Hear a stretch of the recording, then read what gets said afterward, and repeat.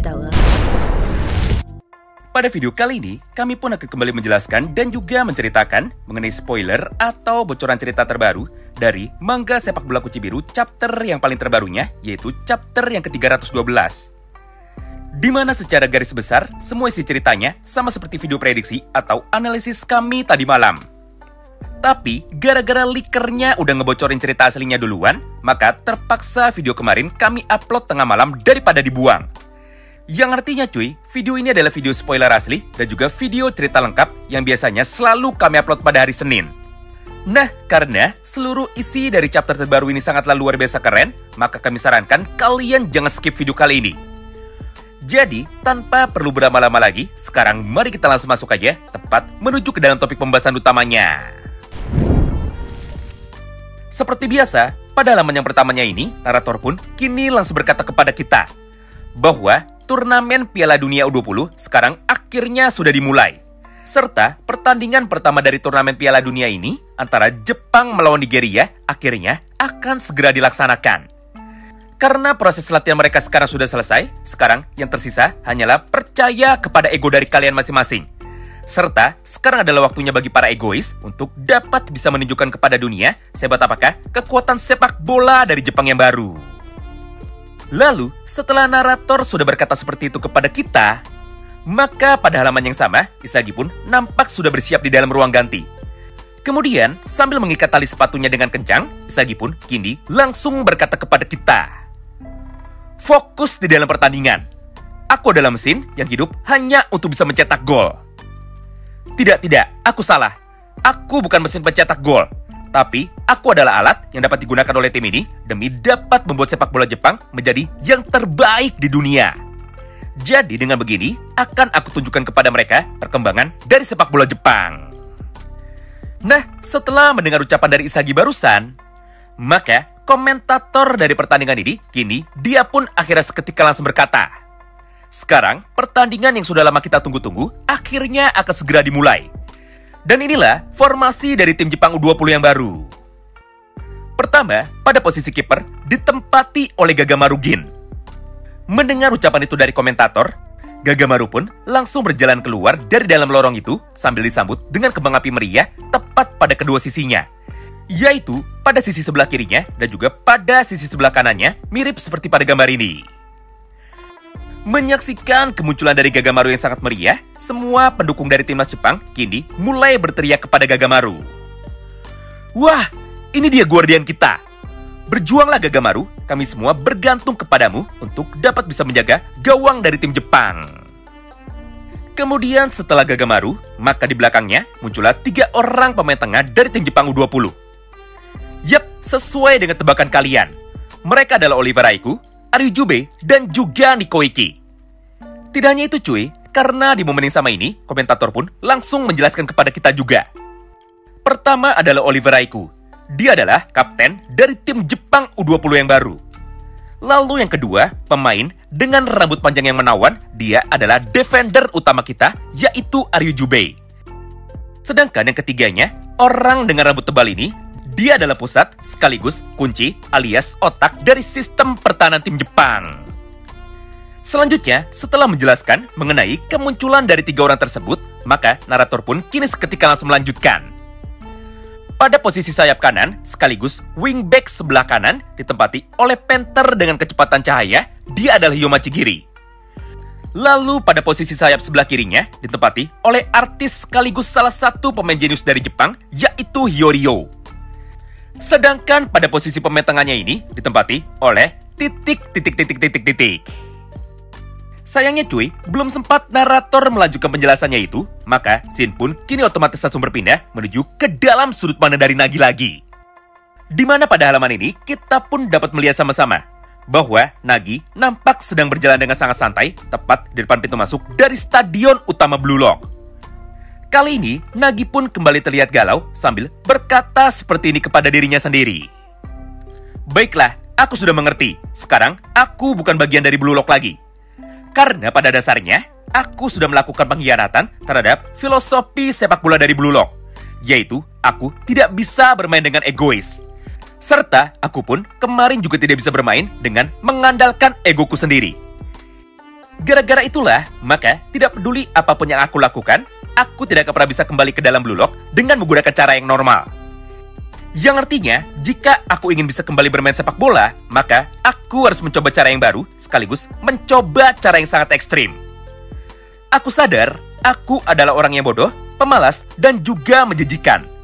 Tapi semakin aku sadar semua kekuranganku itu, maka aku pun sekarang menjadi semakin yakin bahwa satu-satunya cara untuk bisa kembali hanyalah dengan menggunakan pilihan itu. Kemudian setelah berkata seperti itu kepada dirinya sendiri, maka Nagi pun kini akhirnya seketika langsung berlari. Bahkan ketika ada 2 orang security yang saat ini mencoba menghentikannya, Nagi pun sekarang sama sekali tidak peduli. Di momen itulah, Nagi pun dengan cepat kini langsung menggunakan kekuatannya lagi untuk dapat menerobos pintu masuk dari markas utama sepak bola Blue Lock. Dengan sebuah tujuan untuk bisa bertemu dengan orang itu, alias untuk bisa bertemu dengan Buratsuta. Menyaksikan kedatangan dari Nagi tersebut, semua security dari markas utama Blue Lock ini, kini mereka pun akhirnya seketika langsung mengejar. Bahkan, mereka pun juga langsung menggunakan HT-nya untuk dapat mengabari security lain bahwa ada seorang penyusup yang mencoba untuk dapat masuk secara paksa, padahal ini adalah lokasi steril. Tapi meskipun begitu, Nagi pun sama sekali tidak berhenti.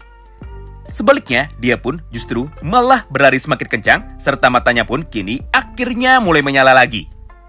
Tidak hanya itu cuy, karena masih di dalam satu kesempatan yang sama, Nagi pun kini mulai berkata kepada kita, tujuanku bermain sepak bola awalnya hanyalah untuk dapat bisa bermain bersama dengan Mikage Reo. Karena faktanya, dialah orang yang pertama kali mengajarkanku untuk dapat bisa bermain sepak bola. Tapi faktanya, tidak peduli apapun yang aku lakukan, bermain bersama dengan Reo adalah sesuatu yang mustahil. Karena ketika aku bermain bersama dengannya, aku pun tidak bisa menemukan egoku sendiri. Atau dengan kata lain, semakin lama aku bermain bersama dengan Reo dan juga mengandalkan kekuatan dari Reo, maka aku malah menjadi semakin tidak berguna. Gara-gara itulah, aku pun akhirnya mulai berpikir dan juga mulai bertanya kepada diriku sendiri, yaitu, apakah sebenarnya egoku ini? Kemudian, setelah lebih dari 1 bulan berpikir, maka aku pun kini berhasil menemukan jawabannya. Intinya, egoku adalah untuk dapat bisa menjadi pusat perhatian dari dunia sepak bola. Karena ketika aku mulai berpikir tentang menjadi pusat perhatian dari semuanya, maka aku pun bisa merasakan kepuasan yang sangatlah luar biasa hebat. Saat ini, aku tidak bisa melupakan kenangan itu, yaitu kenangan ketika aku sempat menjadi yang terbaik. Oleh karena itu, tidak peduli apapun yang terjadi, aku harus bisa kembali merasakan itu. Yang artinya, aku datang ke sini bukan berarti aku ingin kembali menantang Isagi ataupun untuk dapat bisa bermain bersama dengan Reo lagi. Tapi, aku datang ke sini lagi demi dapat mewujudkan semua egoku tersebut. Gampangnya cuy, Nagi pun juga berkata kepada kita bahwa dia ingin menjadi dewa dari dunia sepak bola. Tidak lama berselang, atau tepatnya setelah Nagi sudah bisa menerobos masuk sampai dengan ke dalam kantor utama dari Buratsuta, maka Nagi yang kebetulan sedang melihat Buratsuta, kini akhirnya dia pula berjalan ke arahnya sambil berkata seperti ini dengan sopan. Hei, Pak Ketua, apakah satu spot untukku masih tersedia? Aku ingin menjadi pemain terbaik di dunia. Jadi demi dapat mencapai tujuanku, maka aku tidak keberatan jika harus menghancurkan Blue Lock. Mendengar semua ucapan dari Nagi barusan, Buratsuta pun kini hanya tersenyum licik. Serta dengan muka ngeselinnya, dia pun langsung menyambut kedatangan dari Nagi masuk ke dalam tim 3 milik Buratsuta ini. Wow, menarik banget ya. Nah, mulai dari sini, cerita dari Nagi sudah selesai. Selanjutnya, scene pun akhirnya kini kembali berpindah tepat menuju ke dalam lapangan lagi. Di mana di dalam dialognya, komentator dari pertandingan kini mulai melanjutkan semua ucapannya yang terpotong tadi. Pada posisi pemain tengah ditempati oleh 3 orang. Gelandang bertahan Jepang adalah Karasuta Bito. Lalu di depannya ditempati oleh Mikage Reo dan juga 1 orang pemain jenius lainnya yang memiliki julukan sebagai Yellow Technician. Dia adalah pemain dengan kemampuan gocekan yang sangat indah, alias dia adalah Meguru Bachira. Nah, menariknya cuy, Bachira masuk ke dalam lapangan dengan menggunakan gaya khas dari Neymar, yaitu dengan menggunakan 2 tangan yang digoyang-goyang, mirip seperti pada gambar ini. Menyaksikan kedatangan dari Bachira tersebut, suasana di dalam lapangan ini tentu saja menjadi semakin bergemuruh. Bahkan para penonton pun mulai meneriaki nama dari Bachira berkali-kali hingga Bachira pun kini menjadi tersenyum. Lalu, setelah Bachira sudah berjalan ke dalam lapangan, maka pada halaman ini komentator pun akhirnya kini seketika langsung melanjutkan. Oke, sekarang posisi penyerang dari tim Jepang U20. Yang pertama, dia adalah Ito Shirin dengan julukan The Beast atau dengan julukan binatang buas. Sedangkan satu orang penyerang lainnya adalah si pemain muda jenius yang penuh dengan bakat, yaitu dia adalah Isagi Oichi. Anjir cuy, keren abis bagian ini. Pada gambar itu, Isagi masuk ke dalam lapangan dengan wajah yang sangat serius. Hal itu tentu saja memberikan kesan aura yang sangat menegangkan bagi para lawannya. Kemudian, setelah 11 orang pemain dari Blue Lock Jepang sekarang sudah masuk dan juga sudah berdiri pada posisinya masing-masing, maka mereka semua pun kini mulai memencet tombol yang ada di telinganya untuk dapat melakukan komunikasi. Nah, di momen inilah sekarang giliran dari tim Nigeria yang akhirnya langsung diperkenalkan kepada kita. Di mana pada halaman yang berikutnya, mereka pun kini langsung berdiri dengan sangat santai tepat di hadapan dari Isagi Oichi. Sayangnya, kita pun belum mendapatkan penjelasan lengkap tentang siapa sajakah nama dari para pemain ini. Tapi yang jelas, ada 4 orang pemain inti yang sekarang mukanya tidak di-blur, yang artinya mereka bukan sekedar NPC. Yang pertama adalah pemain dengan kacamata dan juga dengan rambut panjang. Lalu yang keduanya adalah pemain kecil dengan menggunakan ikat rambut seperti ini. Yang ketiga adalah pemain dengan rambut gimbal yang jongkok tepat di hadapannya itu.